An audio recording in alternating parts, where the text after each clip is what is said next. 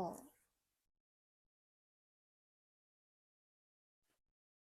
halo. Hari ini gue terpanggil buat ngomongin tentang gimana gue bisa ada di sini hari ini, terlepas dari semua problematika hidup atau semua masalah hidup yang pernah ada dan pernah gue laluin. Mungkin buat jadi gambaran garis besar, gue itu anak satu-satunya di keluarga gue. Um, Orang tua gue itu merit telat, gap sama gue tuh jauh banget, kayak 30 tahun. 30 tahun. Oh, malah hampir 40 tahun ya gapnya. Ya, but anyway, poinnya bukan itu. Poinnya adalah lahir di keluarga yang I'm trying hard to explain the whole, at least the bigger picture of what happened without talking about my family too much, but I can't because it's related. The point is, tumbuh di keluarga yang ya menikah telat, punya anak telat, dan secara finansial juga bukan berasal dari keluarga yang wealthy or very well off. I was not born with a silver spoon. That's hard. At least buat gue. Gue yakin di luar sana banyak orang yang mirip kasusnya sama gue dan mungkin mereka ngerasa fine-fine aja. Tapi buat gue pribadi itu lumayan susah buat overcome the feeling of I'm behind people around my age, yang mana orang tuanya pasti ya di usia-usia normal pada umumnya yang gap year-nya paling cuman kayak 25 tahun, ya 20-an something lah, 20 sekian tahun gap year-nya sama anak mereka, atau 30-an tahun. So it's not easy for me, at least.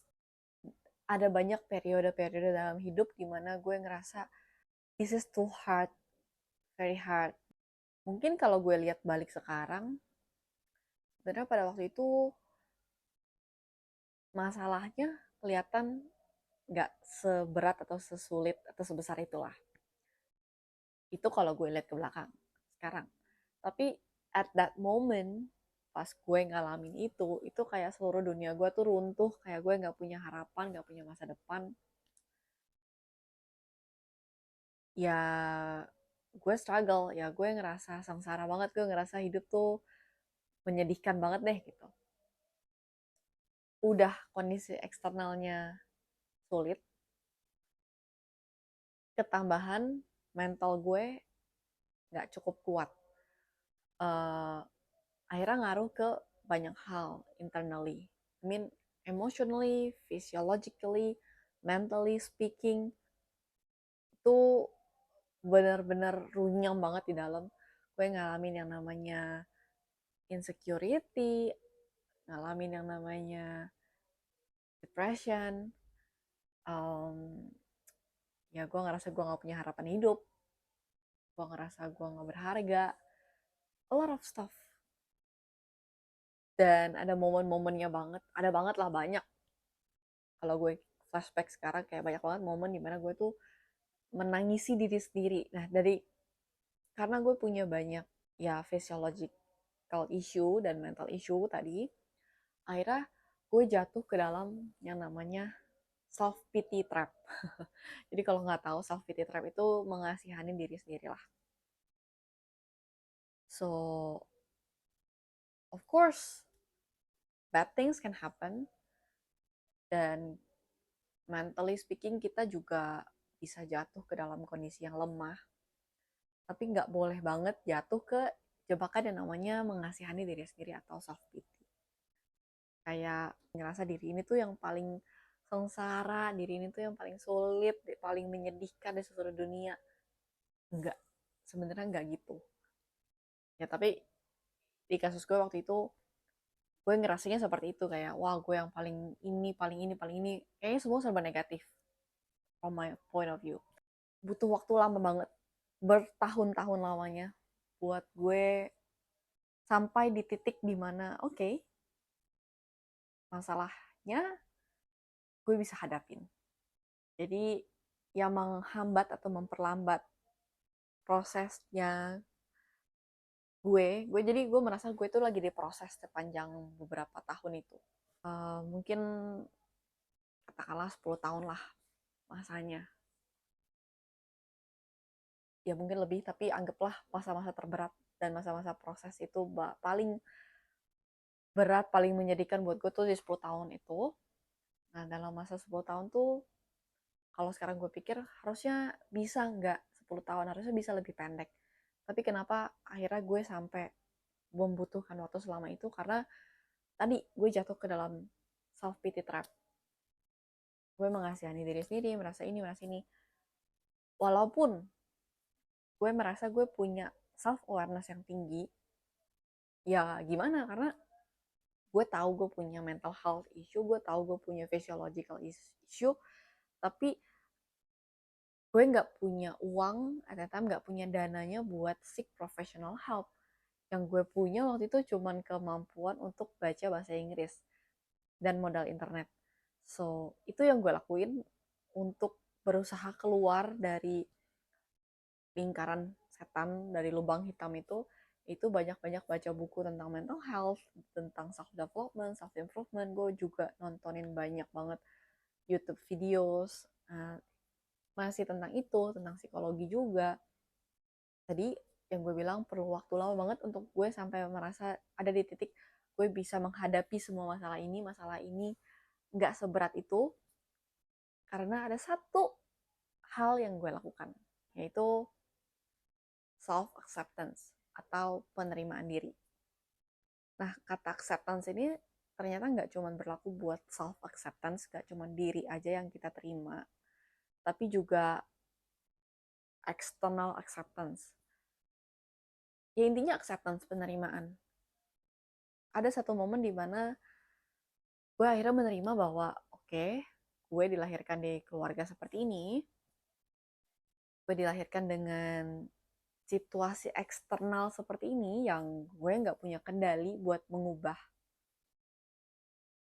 Gue nggak bisa ngendaliin karakter orang tua gue nggak bisa ngendaliin kondisi finansial keluarga gue karena waktu itu gue belum bekerja ya.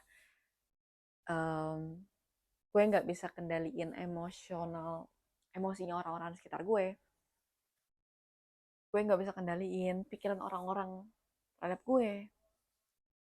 Iya, gue belajar buat menerima bahwa okay, so here I am now, ini gue sekarang, situasinya terlihat seperti ini, banyak hal di luar kendali gue, tapi apa sih yang sebenarnya bisa gue kendaliin, apa sih yang sebenarnya bisa gue kontrol. Dan beranjak dari satu langkah tadi, penerimaan, satu persatu stepnya, langkahnya mulai kebuka. Mungkin gak instan, gak yang kayak detik ini gue belajar menerima, dan menit berikutnya atau detik berikutnya gue langsung tahu apa sih yang harus gue lakukan buat menangani masalah ini semua. Enggak, penerimaan itu sendiri butuh waktu lama buat gue lakuin, buat akhirnya benar-benar bisa ada di titik berdamai dengan situasi dan kondisi dan diri ini tuh nggak sebentar. Tapi gue merasa dengan gue bisa menerima keadaan apa adanya, situasi apa adanya, diri ini apa adanya, itu bikin semua masalah kelihatan lebih mudah buat dihadapin, kelihatan nggak sebesar itu dan nggak sesulit itu. Gue nggak tahu apakah lo pernah ada di titik di mana lo mempertanyakan hidup tuh ngapain sih, atau gue tuh ngapain sih di sini, kayak kok masalah nggak habis-habis, nggak ada udahnya, kayaknya baru kemarin ada masalah A, terus ada masalah B, ada masalah C. I hate to break your expectation dan ya, panjang lo hidup akan selalu ada masalah, nggak mungkin nggak ada masalah. Tapi positifnya, seiring berjalannya waktu, lo tuh akan semakin bijak, akan semakin punya banyak wawasan dan pengalaman gimana caranya menghadapi masalah-masalah itu. Mungkin masalahnya nggak akan sama, masalah akan beda, Tapi dengan knowledge yang lo punya, wisdom yang lo punya kekuatan lebih buat ngadepin itu semua. Ketika lo udah bisa menerima bahwa oke, saat ini mungkin kondisi finansialnya nggak baik, oke saat ini mungkin kondisi kesehatannya nggak baik, entah itu saudara lo, orang tua lo, keluarga lo atau lo sendiri gitu. Ketika lo bisa menerima, lo akan mulai bisa berpikir, oke, habis ini apa yang bisa gue lakuin? Jadi fokusnya itu balik ke diri lo, bukan ke situasi eksternal. Karena biar gimana pun, lo nggak akan bisa handle atau lo nggak akan bisa kontrol apa yang di luar dari diri lo. Lo cuma bisa kontrol yang apa yang ada di dalam sini. Dan yang ada di dalam sini itu apa? Ya pikiran lo sendiri, perasaan lo sendiri, action, decision itu yang lo bisa kendaliin. Itu yang bisa lo kontrol. Tapi hal-hal di luar itu lo nggak bisa kendaliin kan. Jadi yang paling penting dan paling terutama ketika lo merasa dihadapkan dengan masalah yang wow, sulit ya buat dilewatin, kok kayaknya nggak bisa habis. You start to feel like you are defeated by the problem. Actually no, lo nggak terkalahkan, lo nggak lagi dihancurkan dengan masalahnya, lo cuma lagi diajar, diproses untuk lebih berbesar hati, untuk bisa berkembang, evolve jadi manusia yang lebih baik. Karena cuman dengan lo menghadapi masalah lah, lo bisa belajar. Kalau hidup lo enak-enak aja, gak ada challenge-nya, gak ada problemnya, lo gak akan bisa belajar apapun. Ya malah akan jadi boring hidup lo, karena semuanya udah ketebak. Ya lo pergi sekolah, ya lo pergi kerja, and then lo balik ketemu orang tua lo, keluarga lo, pacar lo, anak istri lo, suami lo gitu. That's it. Kayak apalagi yang harus dipelajarin dari hidup. Tapi kalau lo punya masalah, gue nggak bilang hidup tuh akan jadi lebih berwarna, tapi yang jelas kalau lo kilas balik, hidup lo tuh akan jadi lebih seru, roller coaster. Even though, walaupun di titik lo ngalamin itu hidup lo kayak udah, wah dunia gue hancur, ini udah berakhir semuanya. Tapi enggak, percayalah, akan ada masa depan yang bagus, akan ada solusi yang baik. Lo tuh mampu, lo tuh bisa ngadepin itu. Asal lo mau belajar buat terima. So yeah, I think the point of this video is to share with you that to overcome a problem or many problems, first of all, you have to learn how to accept reality as it is. Yeah, I will only speak from my own perspective ya, from my own experience, sorry. Kayak misalnya waktu itu kendalanya adalah orang tua gue lagi dalam posisi keadaan atau kondisi finansial yang buruk banget. Gue sampai nggak punya, hampir nggak punya opsi buat lanjut sekolah. Waktu itu dari SMP dihadapkan dengan kenyataan bahwa cita-cita gue buat jadi dokter harus gugur. Opsinya adalah kalau gue nerusin ke SMA, mungkin orang tua gue bisa bayarin sampai SMA-nya, tapi mereka sendiri pesimis buat bisa nerusin biayain gue pas kuliah. Sedangkan kalau mau jadi dokter biayanya nggak kecil ya. Jangan kan jadi dokter, mau kuliah aja belum tentu mereka bisa biayain. Dan mereka udah terang-terangan ngomong dari waktu gue di SMP itu. Dan opsi keduanya adalah mereka biayain gue masuk SMK. Worst scenario kalau mereka nggak bisa biayain gue kuliah, gue tetap bisa kerja setelah itu. Tapi ya otomatis cita-cita dan harapan gue buat jadi dokter tuh gugur. Dan gue harus shift direction. Kalau di momen itu gue nggak bisa terima kenyataan bahwa oke, bokap nyokap gue belum mampu buat membiayai gue kuliah, mungkin gue akan jatuh ke dalam self pity. Itu udah gue lakuin ya, atau mungkin yang lebih parah ya, depression yang jauh lebih buruk state-nya atau kondisinya, atau mungkin gue bisa merasa putus asa, gak punya harapan, then I end my life, suicide, that could also be possible at that time. Banyak possibility buruk yang bisa terjadi kalau gue nggak bisa terima kondisi itu. Tapi gue bisa menerima, gue bilang ke diri gue sendiri, oke, gue juga gak mencari uang pada saat itu, dan kayaknya harapannya kecil ya buat bisa lanjut sekolah kedokteran, daripada gue cuma lulus SMA akhirnya nggak bisa kuliah, malah value gue berkurang jauh. Lebih baik gue mencari, ya udah pada saat itu emang posisinya gue masih di provide, masih disediain biaya buat sekolah SMK, jelas-jelas value-nya lebih ada karena ada ilmu praktikal yang gue bisa pakai setelah lulus sekolah. Setelah lulus SMK itu potensi dapat kerjaannya lebih besar. In case bonyok gue nggak bisa kuliahin, gue bisa sekolah dulu, gue bisa kerja dulu, dan gue bisa lanjut kuliah lagi pakai biaya dari apa yang gue udah kumpulin selama masa kerja. Dan itu yang ada di kendali gue kan. Gue nggak bisa paksa orang tua gue buat, wah lo harus ngutang, lo harus cari gimana caranya biar gue bisa kuliah kedokteran. Iya kalau mereka menurutin, dan itu akan lead to more suffering. Kalau mereka nggak mau nurutin, emang gue bisa apa? Ya mungkin gue bisa gila atau gue bisa stres gitu kan. Jadi akhirnya gue memilih jalur yang gue rasa masih within my control, yaitu menempuh SMK dibiayain orang tua gue. Itu pun dibantu sama saudara-saudara yang lain yang berbaik hati mau biayain. Di masuk SMK, di SMK itu gue balik mikir apa sih yang bisa gue kendalin atau apa sih yang bisa gue kontrol, cari uang jajan tambahan. Ya gue jualan di sekolah, jajanan-jajanan gitu. Ya gue ngajar sepulang sekolah. Supaya apa? Supaya ngumpulin uang buat nggak ngeberatin orang tua gue. Harapannya waktu itu bisa nabung buat kuliah, tapi ternyata kuliah tuh biayanya gede banget ya.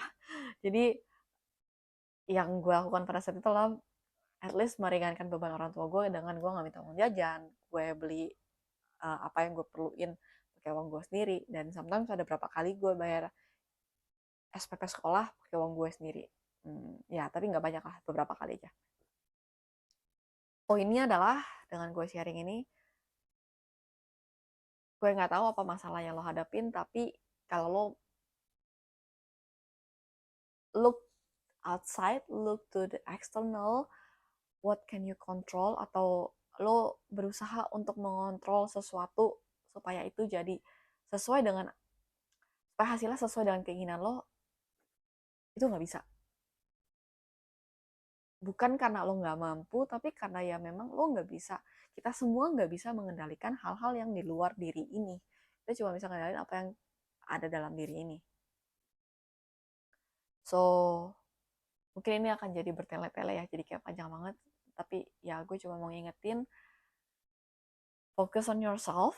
Focus on yourself itu bukan selfish, bukan egois, tapi fokus sama apa yang bisa lo kendaliin, apa yang bisa lo lakuin.